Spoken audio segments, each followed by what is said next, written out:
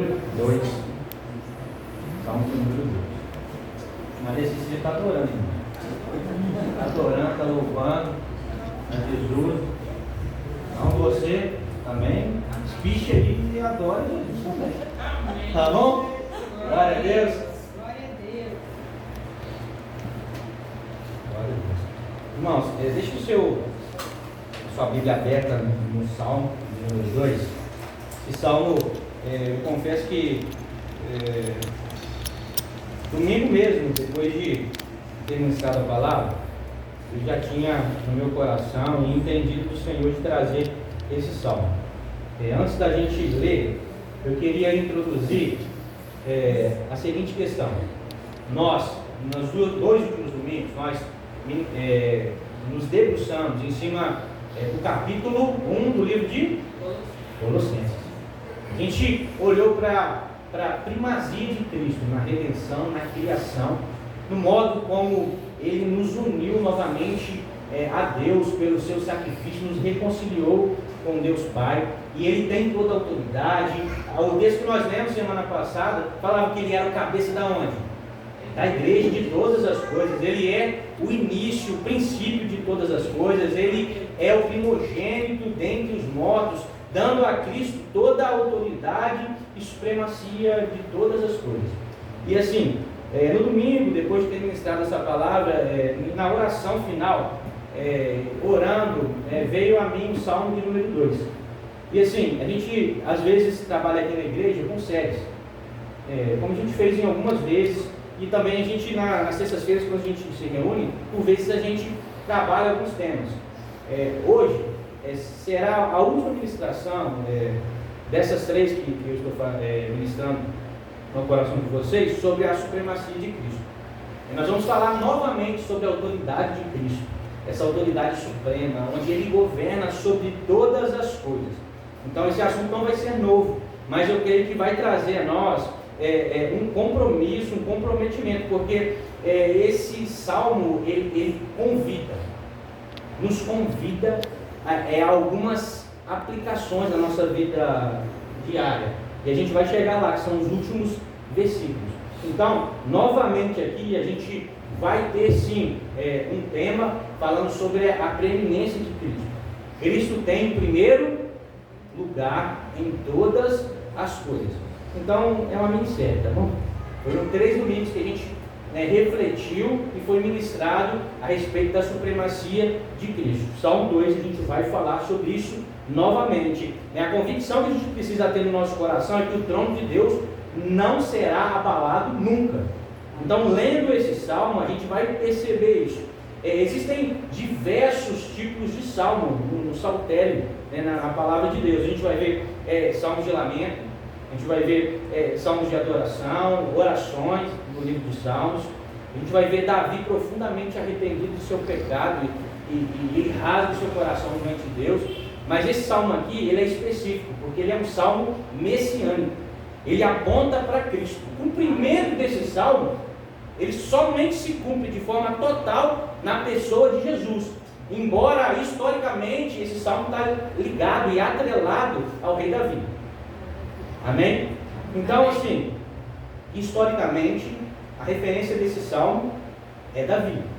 Agora, profeticamente, esse salmo, ele vai se completar na pessoa, exclusivamente na pessoa de Jesus. Então, Jesus é o cumprimento desse salmo. Por isso a gente está novamente falando a respeito da supremacia de Cristo. Uma curiosidade é que esse salmo é o salmo mais citado no Novo Testamento. Igual, você olha para o Salmo 2 aí. Você tem o autor desse salmo aí? Não, nós não temos. Mas quando nós lemos Atos capítulo 4, quando Pedro e João estão na prisão, estão sendo indagados pelos religiosos a respeito de como eles fluíam no reino de Deus e as pessoas eram curadas, quando eles são liberados da prisão, porque eles não tinham como prendê-los naquele momento, porque era Pedro e João. Eles vão dizer o seguinte, ouvindo isso, unânimes levantaram a voz a Deus e disseram, Atos 4, 23 e 25, Tu soberano Senhor, o que ele é? Soberano, tá bom? Fizeste o céu, a terra, o mar, Nós falamos sobre a soberania de Cristo na criação, não falamos? Então, fizeste o céu, a terra, o mar e tudo que nele há. Aí 25, dissestes por meio do teu Espírito Santo, por boca de Davi, nosso pai teu servo, porque se enfurecem os gentios e os povos imaginam coisas mansas. Esse é o verso 1 do Salmo que a gente vai ler. Então, quem escreveu o Salmo 2, mediante a luz de Atos capítulo 4 do Novo Testamento, Davi. Mas ele se cumpre em Jesus Cristo. Então, de forma totalitária, ele vai se cumprir na pessoa de Cristo, tá bom? Então, a gente pode dividir de forma simples esse salmo em 3 pontos. Primeiro é a conspiração da terra contra Deus. Segundo, é Deus rindo para todos que tentam se levantar contra ele e falham de forma extravagante. E terceiro é o conselho de Deus. E o conselho de Deus é algo que eu quero dividir com você. Porque diante da supremacia de Cristo, como nós devemos nos posicionar? Como nós devemos nos mover? Então, nesse sentido, nós vamos ler Salmo de número 2 de forma bem calma, porque se a gente ler de forma rápida esse salmo, talvez a gente não entenda. Porque existem 3 oradores aí no Salmo de número 2. Primeiro, o salmista. Olha o verso de 1 a 3. O salmista diz: porque as nações se revoltam e os povos conspiram em vão. Então, uma pergunta: os reis da terra tomam posição e os governantes juntos conspiram contra o Senhor e contra o seu ungido. Então, contra o Senhor e contra Cristo. Lembra que esse texto tem um apontamento profético para Cristo. 3. Façamos em pedaços as suas correntes, lancemos de nós as suas algemas. E agora a gente tem uma declaração aqui muito importante, porque é uma declaração de vitória, e é uma declaração agora de Deus, tá bom? O verso 6 é uma declaração de Deus, tá bom? E no 4 do 5 a gente vai ver aqui um menosprezo divino com relação àqueles que se levantam contra o trono de Deus. Então, verso 4: do seu trono, nos céus, o Senhor põe-se a rir deles. 5: e sua ira os repreende, e em seu furor os atemoriza, dizendo, e aí é Deus: eu mesmo estabelecerei o meu rei em Sião. Quem é o rei, irmãos? Jesus, no meu santo monte. 7 ao 9. Aqui agora é o rei, recebendo esse decreto divino, aonde ele dá toda a autoridade ao filho, que é o rei nessa narrativa aqui. Então ele recebe a garantia de vitória de Deus Pai. Verso 7: proclamarei o decreto do Senhor, e ele me disse: tu és meu filho, e hoje te gerei. Pede-me e te darei as nações como herança, e os confins da terra como tua propriedade. Tu as quebrarás com vara de ferro, e as despedaçarás como um vaso de barro. E agora o salmista novamente dizendo, de 10 a 12, que são lições que a gente precisa aplicar na nossa vida. Versículo de número 10. Espera, irmãos, só um instante. Versículo de número 10. Agora, pois, ó reis, sejam prudentes, deixem-se advertir, juízes da terra. E aí, versículo 11: sirvam o Senhor com temor e alegrem-se nele com tremor. Beijem o filho, para que não se irrite e não pereçam no caminho, porque em breve se acenderá a sua ira. E no final, bem-aventurados todos que nele se refugiam. Amém. Glória a Deus. Senhor, mais uma vez nós nos colocamos diante de Ti e pedimos que o Senhor derrame sobre nós espírito de revelação, espírito de sabedoria, e traga-nos a compreensão daquilo que o Senhor deseja nessa noite, Pai. Pai, nós queremos ser transformados pela Tua palavra e te pedimos isso, Senhor. Confronta-nos, nos tira do conforto, Pai. Pai, em nome de Jesus, traz inquietação santa no nosso coração com relação a essa palavra, Pai. Pai, que nós possamos nos submeter através da sua palavra a pessoa do seu Filho, que é Rei, cabeça sobre todas as coisas. Em nome de Jesus, Senhor. Amém. Amém. Amém. Então, a gente começa analisando a narrativa desse salmo, irmãos. A gente percebe que a terra, ela se rebela contra os céus. Os homens, eles vão conspirar contra Deus. Eles fazem uma oposição a Deus, de forma rancorosa, obstinada. E aí a gente tem 4 fatos aqui importantes para a gente analisar nesse texto. Primeiro, é o seguinte, e é a primeira afirmativa do texto: porque se enfurecem os gentios? Porque as nações se enfurecem.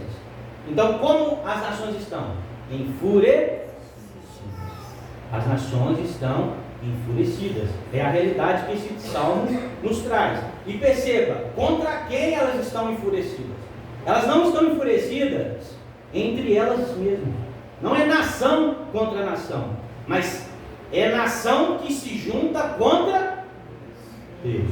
E eles estão furiosos.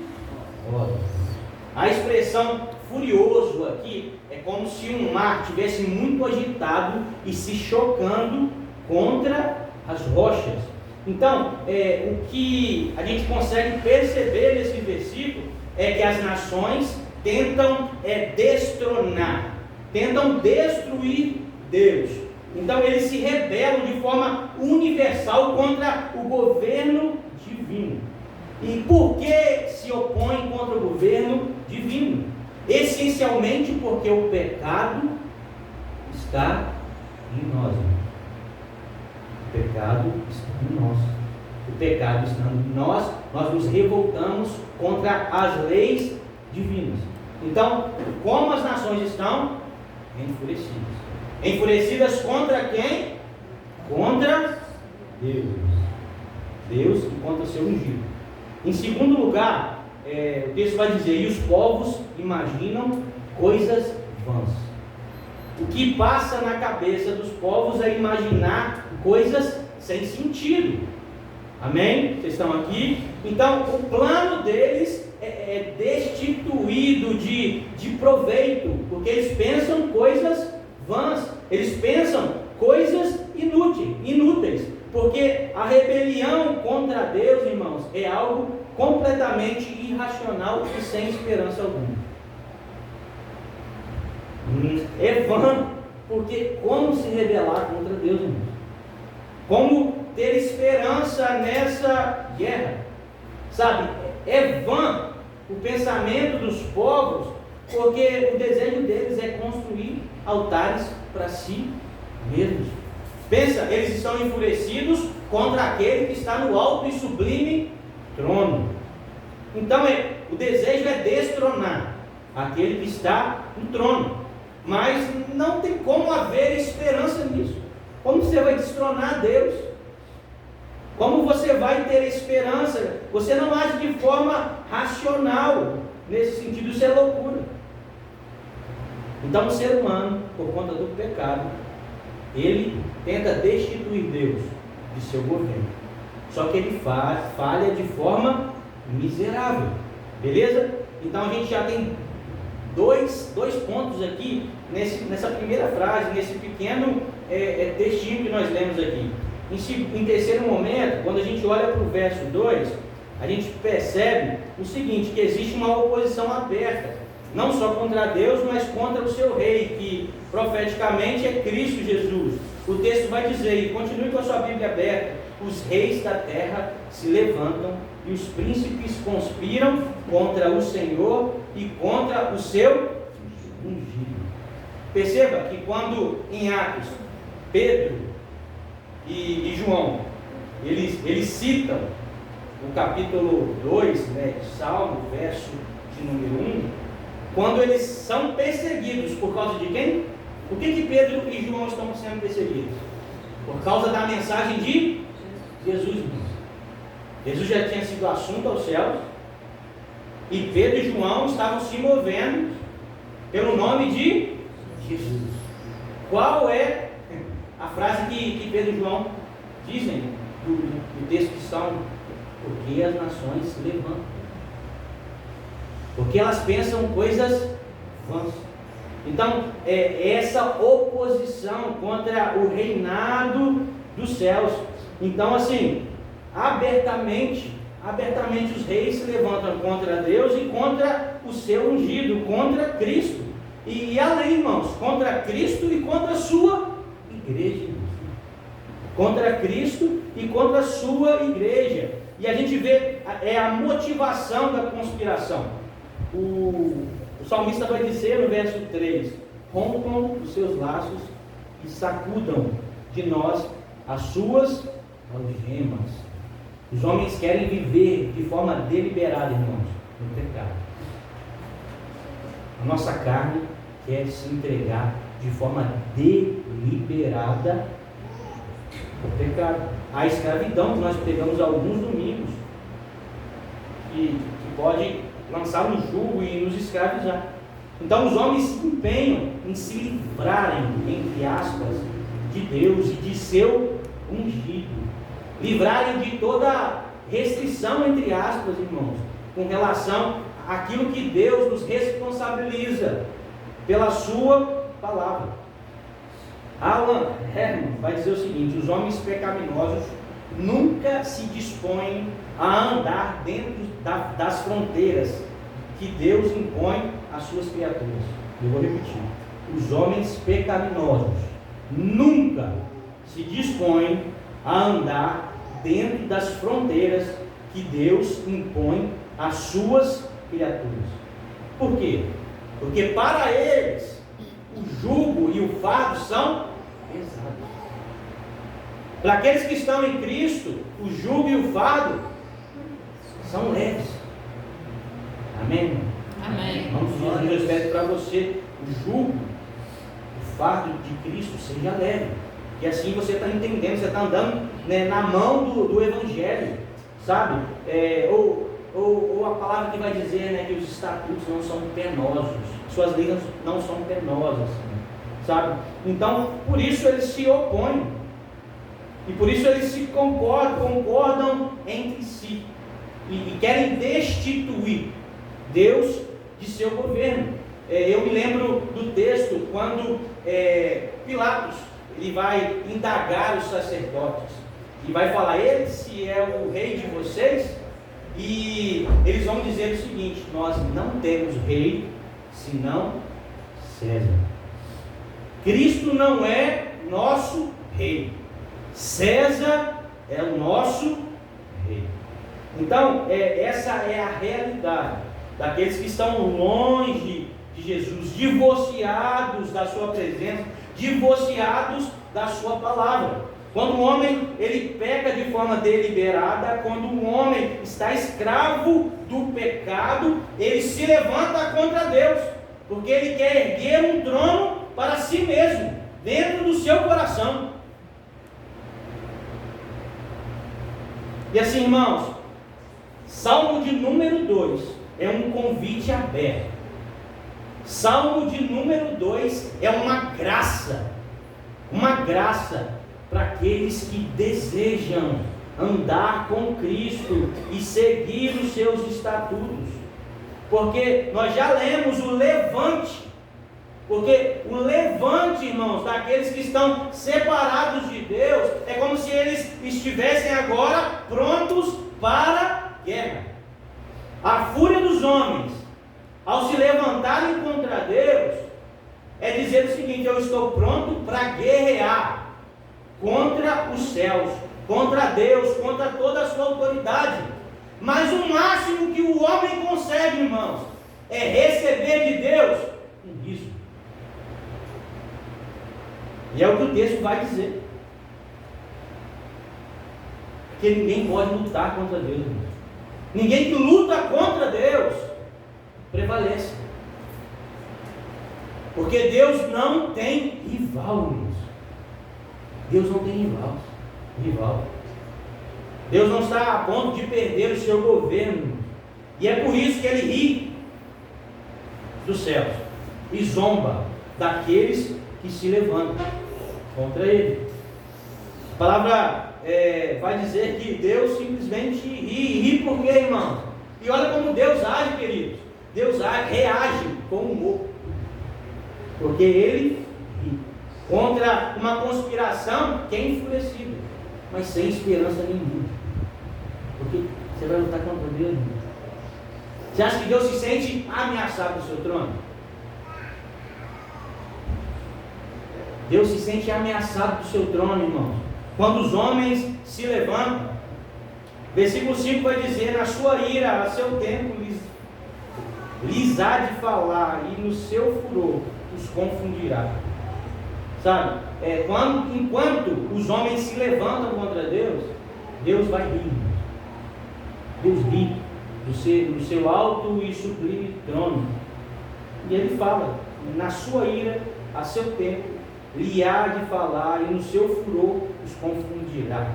Então, assim, o que o texto está dizendo é que Deus dá corda para aqueles que vivem em oposição contra ele. Deus dá corda, porque Deus não se sente ameaçado em seu trono, porque a vitória é certa, a vitória é do Cristo, a vitória é de seu ungido. Amém? A vitória é do ungido do Senhor. Foi ele que constituiu o seu filho rei de reis. O início do salmo vai dizer que reis, príncipes vão se levantar. A gente percebe reis contra o rei dos reis. Falsa esperança, aqueles que se enfurecem contra Deus, achando que vão destroná-lo. Ele não perde o governo, o trono dele não se abala, irmãos. E é Deus que institui o Filho Rei. Jesus é o Rei entronizado na cidade celestial de Sião, irmãos. Jesus é o cabeça de todas as coisas e o cabeça da igreja. Como nós refletimos semana passada, Jesus é o princípio de todas as coisas. Jesus é o primogênito dentre os mortos. E aí é Deus dizendo: eu, porém, constituí o meu rei sobre o santo monte de Sião, irmãos. Glória a Deus. Quem instituiu Cristo Rei? O Pai. Irmãos, quem levanta reis e quem destitui reis, irmãos? Deus, irmãos. Quem levantou Saul, irmãos? Deus mandou Saul. Deus destituiu Saul e levanta Davi, irmãos. O mesmo Deus que levantou Davi é o Deus que levanta o Messias.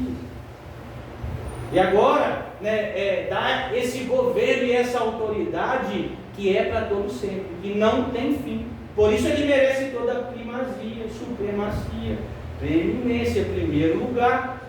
Amém? Amém. Glória a Deus. Glória. E a gente vai perceber ao longo dos salmos que Jesus, ele é rei de todas as coisas, até mesmo dos seus inimigos. Você pode se levantar contra Deus, irmãos. Deus é seu rei. Você pode se levantar contra Jesus, ele continua sendo rei. Então, assim, com relação a isso, Deus não vai discutir isso com você, irmão. Deus não vai consultar a ninguém. Cristo é rei. É um decreto divino. Tem um decreto divino nesses salmos, irmãos. Por isso ele é messiânico. É o decreto de Deus. Eu vou estabelecer o meu rei, o meu ungido, sobre a cidade santa, o monte de Sião. O texto ainda vai dizer que além de estabelecer ele como rei, ele diz o seguinte: pede-me e eu te darei as nações por herança, as extremidades da terra por sua possessão. Sobre a autoridade de Jesus, irmãos, toda a autoridade está sobre Jesus. Nós falamos a respeito disso todos os domingos, quando lemos Mateus 28. Toda a autoridade me foi dada no céu e na terra. O versículo 8, verso 8, ele vai dizer: pede-me e eu te darei todas as nações.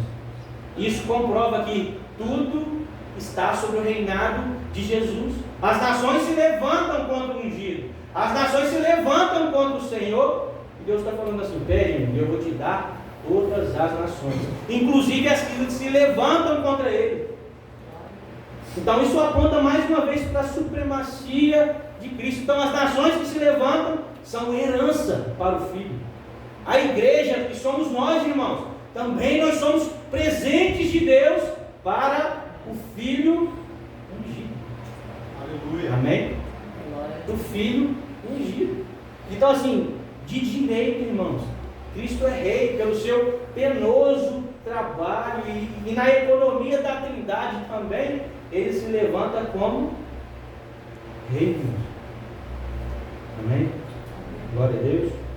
E o Salmo continua chegando, agora nós estamos chegando ao fim, continua dizendo que a vara de ferro vai ser tomada por esse rei, e ele despedaçarás como um vaso de barro.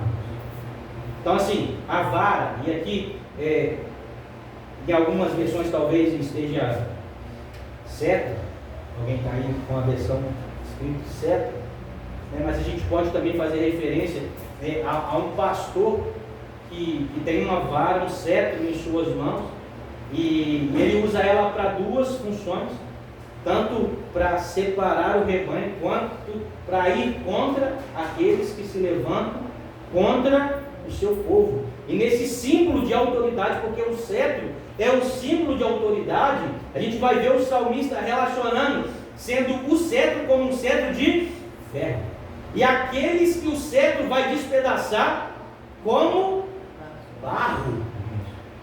Como barro. Então a gente vê o símbolo da autoridade de Cristo, um cetro de ferro inquebrável. E a sua autoridade está sobre aqueles que são como barro, altamente quebráveis.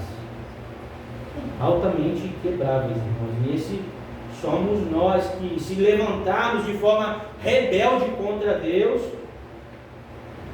nós estamos perdidos, irmãos. Porque nós somos como barro. Ele tem um cetro de ferro em suas mãos. Isso aponta para um reino irrevogável, irmão. Ninguém pode impedir o reino de Jesus, irmão. A ruína daqueles que pecam deliberadamente contra Deus. No momento do juízo, ou pós o momento do juízo, vai ser algo incorrigível, como um barro quebrado. Amém? Então assim, irmãos, com relação a Cristo, com esse cetro de ferro, e aqueles que se opõem contra o Senhor, sendo um vaso de barro, deixa eu dizer algo para vocês, irmãos. Jesus Cristo, para ele é fácil destruir seus inimigos. Lembra do faraó? Vocês lembram do faraó, irmãos? Sim. Vocês lembram do povo de Deus no Egito? Foi fácil para Deus?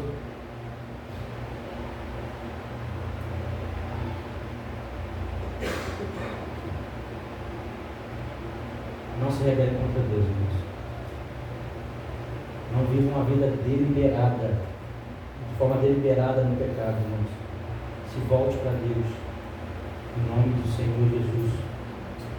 Em nome do Senhor Jesus. Sabe, olhando para esse texto, parece que esse texto é um ultimato. É um ultimato. Olhando para esse texto, se a gente não lê ele de forma completa, parece que é um ultimato e Deus nos deu um checkmate. Vocês sabem jogar xadrez? O que é um checkmate? O que é essa não? Checkmate? Perdeu, né? Alguém deu checkmate. Se o Samuel me deu um checkmate, eu perdi. Sabe? Olhando para esse texto, a gente lê até esse verso, parece que é um ultimato, não tem mais chance. A gente levou um checkmate. Mas não é isso. Esse texto é um convite. E esse texto transborda em graça. Amém? Porque aqui, a partir de agora, a partir do verso 10, a gente tem aqui um convite. Um convite para aqueles que desejam ou entendem que é necessário se submeter ao Senhor. E assim, se você está nessa condição de pecado deliberado, irmão, escute esse conselho em nome de Jesus. Amém? Escute esse conselho em nome de Jesus. Então, olha para o verso 10. A partir de agora a gente está lendo um conselho do salmista. Agora, pois, ó reis, sejam prudentes. Os mesmos reis que se levantam, lá no verso 1, contra Deus e contra o seu ungido. Então ele está falando assim: agora, pois, reis, estão se levantando contra a minha autoridade, estão erguendo altares próprios para o seu coração. Sejam prudentes, deixai-vos advertir juízes da terra. Então, em vez de conspirar contra o Messias, agora, o que o salmista está clamando o povo a fazer? Deixai-vos serem advertidos. É a mesma coisa que dizer assim: abram os seus ouvidos agora. Quando um pai adverte o filho precisa o quê? Abrir os ouvidos. Porque o pai está advertindo e o pai está exortando. Então o texto aqui é isso, é essa pegada, irmãos. O salmista está dizendo assim: olha só, reis que se levantam contra a autoridade suprema. Olha só, reis que se levantam contra a autoridade do Senhor e do seu ungido. Abram os ouvidos, agora, imediatamente. Amém? Abram os seus ouvidos, por quê? Porque toda levante que vocês tramam contra mim não terá sucesso algum. Então abram o coração de vocês e sejam ensináveis. Sejam ensináveis. Abram o ouvido de vocês e sejam ensináveis. Eu não tenho rivais. Ninguém toma o meu trono. Ninguém toma a minha autoridade. O versículo 11 vai dizer, além de abrir os ouvidos para serem advertidos, essa exortação, ela aponta para a primeira aplicação prática, no sentido de que nós devemos servir a Deus com temor. Olha para o verso 11, irmãos. Servir ao Senhor com temor. E aí assim, a gente precisa se analisar agora, porque agora é o convite para aqueles que se levantam contra o Senhor e contra os céus. O primeiro ponto é: sirvam. Então, primeiro, abram os ouvidos. Vocês vão ser exortados. Beleza? Então está todo mundo agora de ouvido aberto, amém, irmão? Porque quem são os gentios, irmão? Quem se levanta, quem se rebela contra o trono do céu? Somos nós, irmão. Amém? Somos nós. Então assim, vocês vão ser advertidos. Então abra os ouvidos. Você tem que estar de ouvido aberto em nome de Jesus. Sirvam ao Senhor com temor. E assim, aí a análise que a gente faz eu tenho servido ao Senhor, eu tenho servido nesse reino que tem um rei, sabe? Então assim, ou se eu não estivesse servindo, tem esse crivo também, se eu estiver servindo, eu sirvo com temor, com um santo temor, sabe? Porque eu posso servir, mas servir sem temor. Então assim, o texto está dizendo assim, que é o convite: sirvam ao Senhor com temor. Não sirvam por religiosidade, mas sirvam pelo santo temor. O verso 11, a parte B, vai dizer também: abra o seu coração, porque é necessário que ao servir o Senhor com temor, você também se alegre com tremor. Se alegre com tremor. E assim, o motivo da nossa alegria é o que, irmãos? Qual é o motivo da nossa alegria? Charles Spurgeon vai dizer, ele tem uma frase que relaciona esses dois versículos. Ele diz o seguinte: O temor sem alegria, está relacionando esses dois pontos, é um tormento. A alegria sem o santo temor é presunção. Eu vou ler para você mais uma vez digerir isso. O temor sem alegria é um tormento. É para que você tenha medo de Deus. Você vai ver atormentado. E a alegria sem o temor é presunção. Por quê? Você pode viver uma vida deliberada nesse sentido. Então existe equilíbrio nisso daí. Então se renda em alegria. Sirva e se renda em alegria com amor. E aí o versículo de número 12, o verso de número 12, talvez a expressão mais chamativa que salta aos meus olhos. Porque o salmista vai dizer o seguinte: beijai o filho, para que ele não se irrite e não pereçai no caminho, porque dentro em pouco se lhe inflamará a ira. O que é beijar o filho, irmãos? É submeter ao filho. É uma sujeição à sua autoridade. Beijar o filho é entender a aliança que você tem com ele e principalmente o seu compromisso. É uma aliança de compromisso. Beijar o filho é adorá-lo em espírito e em verdade. E a gente percebe que nessa afirmação existem dois caminhos: ou eu beijo o filho, ou eu recebo a sua ira. Então, se eu não beijo o filho, não beijar o filho é para os rebeldes que se opõem contra a sua autoridade. E aí existem dois caminhos: ou eu beijo o filho e me submeto à sua autoridade, ou eu vou receber da sua ira. E assim, eu queria que você entendesse, irmãos, que assim, a ira de Deus, nesse sentido, não é uma falta do seu controle. Você já viu alguém irado? Quando a gente está irado, a gente peca, não é? A gente peca, a gente sai do controle. Mas essa ira de Deus aqui não é uma ira sem controle. E nem o riso de Deus, lá no versículo 2, não é um desdém de crueldade. Por quê, irmão? Porque existe graça aqui. Como eu disse, isso aqui não é um ultimato. Isso daqui é um convite. É um convite para aqueles que desejam viver uma vida submetidas à autoridade dos céus. Então, assim, depois de falarmos tanto a respeito da primazia de Jesus, nesses últimos 3 domingos, a aplicação prática a isso é abrir os ouvidos, porque nós seremos advertidos. Vamos ser advertidos em que sentido?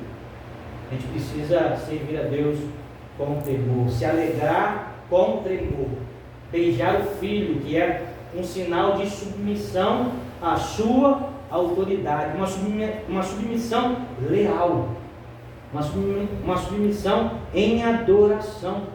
Porque se não beijarmos o filho, se não nos submetermos à autoridade de Jesus, a sua ira virá sobre nós.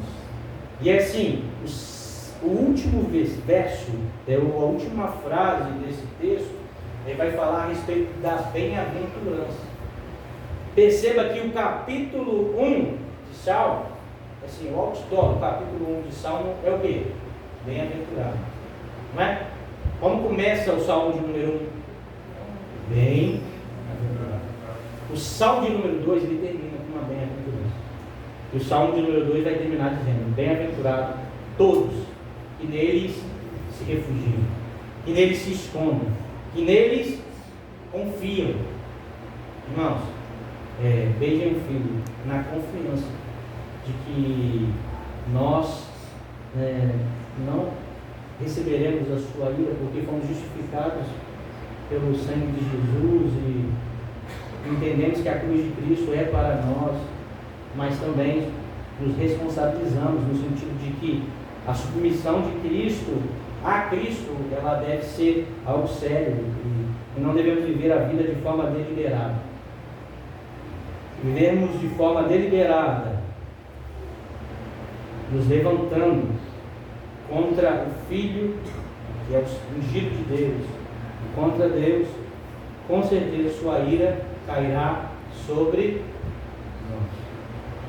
Então assim, beijem o Filho, sirvam ao Senhor com temor e se alegrem com tremor.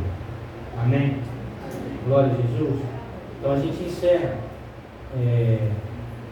esse assunto a respeito da supremacia de Cristo aos domingos, nesse tempo, logicamente, ao longo da nossa vida como igreja, esse assunto vai ser sempre muito bem abordado, porque é um pilar do Evangelho, mas que a gente viva de fato, entendendo, Cristo é Rei. Amém? Cristo é Rei.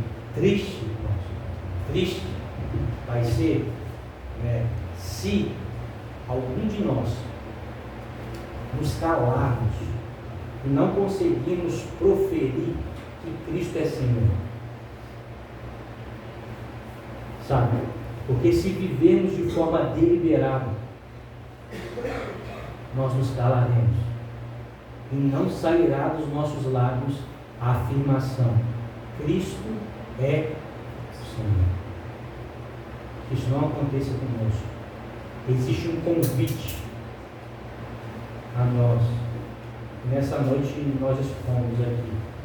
Então viva como Cristo de fato é o nosso Senhor.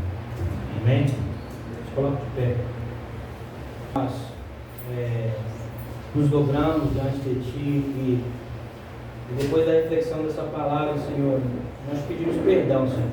Nós pedimos perdão porque muitas vezes nós somos como essas nações que se levantam contra o Senhor. Muitas vezes nós levantamos oposição contra a Sua autoridade, contra a Sua supremacia, e nós te pedimos perdão, Senhor. Perdoa-nos, Senhor. Perdoa se por vezes nós vivemos como senhores da nossa própria vida. Ah, Senhor, perdoa-nos, perdoa-nos, perdoa-nos. Nós nos arrependemos nessa noite e pedimos a Ti que o Senhor nos dê graça para que vivamos uma vida de submissão à Sua autoridade e ao Seu governo. Muito obrigado, Senhor, por esse domingo. Muito obrigado por essa palavra, Pai. De fato, essa palavra é dura e nos confronta, mas ela é a verdade, Jesus, e essa é a nossa realidade como pecadores, como, ó Deus, homens que por vezes se rebelam contra Ti, Pai. Nós te pedimos, Pai, em nome de Jesus, derrame graça sobre nós. Nós, ao olharmos para esse texto, sim, Senhor, nós percebemos muita graça, porque o Senhor aqui não está nos dando um checkmate, mas o Senhor está nos dando a oportunidade de Te servir, Jesus, de viver alegremente contigo, ó Pai. Nós queremos beijar o Filho, nós queremos nos submeter à autoridade de Jesus. Cristo, Tu és Rei sobre nós, Senhor. Nós temos, ó Deus, inteira consciência disso, ó Pai. E queremos viver desse modo, ó Pai. Pai, em nome de Jesus, Senhor. Que o Teu reino cresça entre nós, ó Pai. Que possamos ser, ó Deus, súditos, obedientes e possamos anunciar esse reino àqueles que estão à nossa volta e vivem como o Senhor não, como o Senhor, que o Senhor não existisse, ó Pai. Vivem dessa forma e te pedimos, Pai. Em nome de Jesus, nos ajude a anunciar o Teu reino, o Seu reinado. Senhor, assim como Pilatos indagou aqueles religiosos e eles disseram: nós não temos rei senão César. Pai, de forma contrária nós declaramos: nós temos um rei e é o Senhor Jesus Cristo. Aleluia. É o Senhor Jesus Cristo. Tu és nosso rei, Senhor. Tu és o nosso rei, Senhor. Toda a supremacia é sua. Tu tens preeminência de todas as coisas. Tu tens primazia, Senhor. Tu tens primeiro lugar na vida dessa igreja. Tu tens primeiro lugar no nosso coração, Senhor. Pai, em nome de Jesus. Em nome de Jesus, Senhor. Ah, Senhor, nos dirija no nesse caminho, ó Pai, ó Deus, aonde nós reconhecemos o Teu senhorio e vivemos de igual modo, ó Pai. Tu és Senhor, Tu és Rei de reis, Senhor.